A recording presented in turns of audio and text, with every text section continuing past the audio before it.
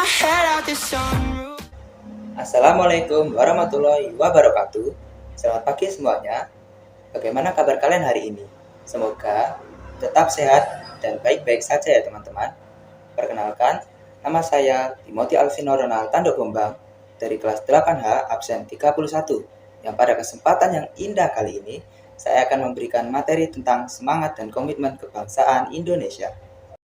Bangsa Indonesia lahir dan bangkit melalui sejarah perjuangan bangsa yang pernah dijajah oleh bangsa Belanda dan bangsa Jepang.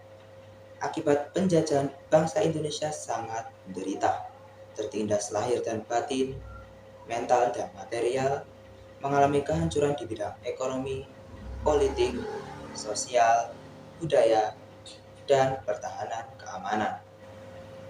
Sejarah Indonesia meliputi suatu rentang waktu yang sangat panjang, dimulai sejak zaman prasejarah berdasarkan penemuan manusia Jawa.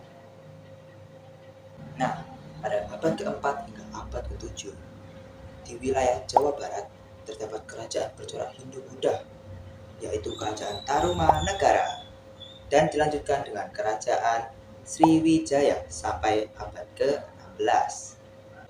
Pada abad ke-7 hingga abad ke-14, Kerajaan Buddha Sriwijaya berkembang pesat di daerah Sumatera. Selanjutnya, pada abad ke-14 juga menjadi saksi bangkitnya sebuah kerajaan Hindu di daerah Jawa Timur, yakni Kerajaan Majapahit. Nah, kedua kerajaan ini nih, Kerajaan Sriwijaya dan Kerajaan Majapahit, merupakan sejarah awal pengenalan wilayah Kepulauan Nusantara yang merupakan tanah air bangsa Indonesia. Sebutan Nusantara sendiri diberikan oleh seorang pujangga pada masa kerajaan Majapahit. Kemudian pada masa penjajahan Belanda, sebutan ini diubah oleh pemerintah Belanda menjadi Hindia Belanda. Nah, ngomong-ngomong soal penjajahan Belanda nih, pada kesempatan kali ini nih, saya akan membacakan tentang kisah hidup seorang pahlawan kemerdekaan yang berjuang mati-matian untuk kemerdekaan Indonesia dari penjajahan bangsa Belanda dan bangsa Jepang.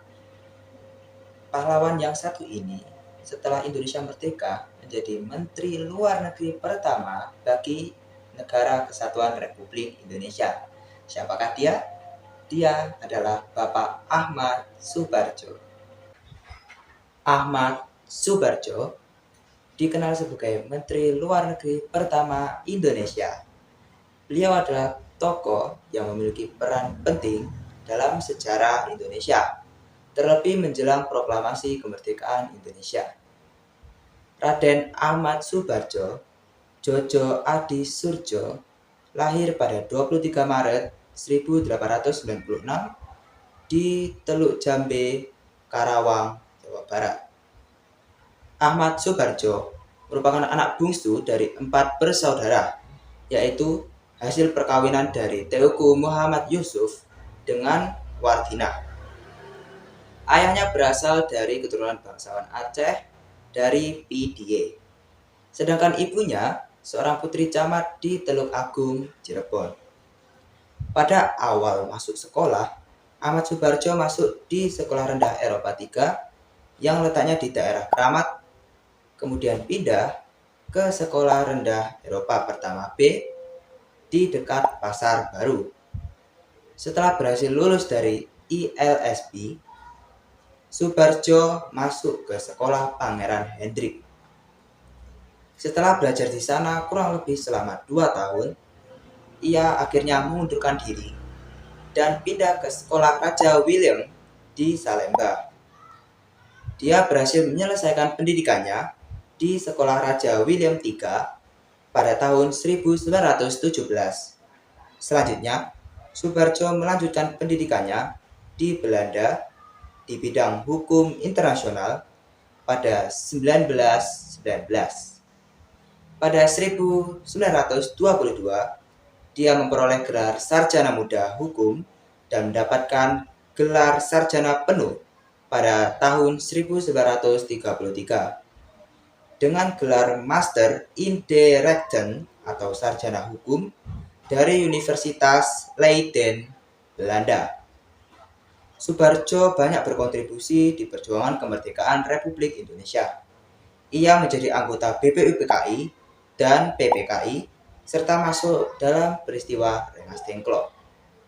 Nah, sudah dengar nih kan cerita dari Bapak Ahmad Soebarjo yang sangat menginspirasi kita bagi para pemuda untuk melanjutkan tekad perjuangan para pahlawan untuk menjadikan bangsa Indonesia menjadi bangsa yang besar.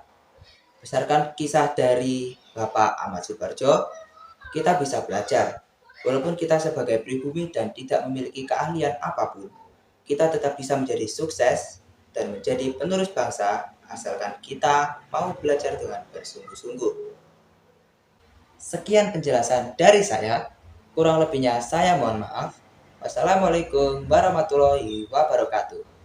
Bye bye.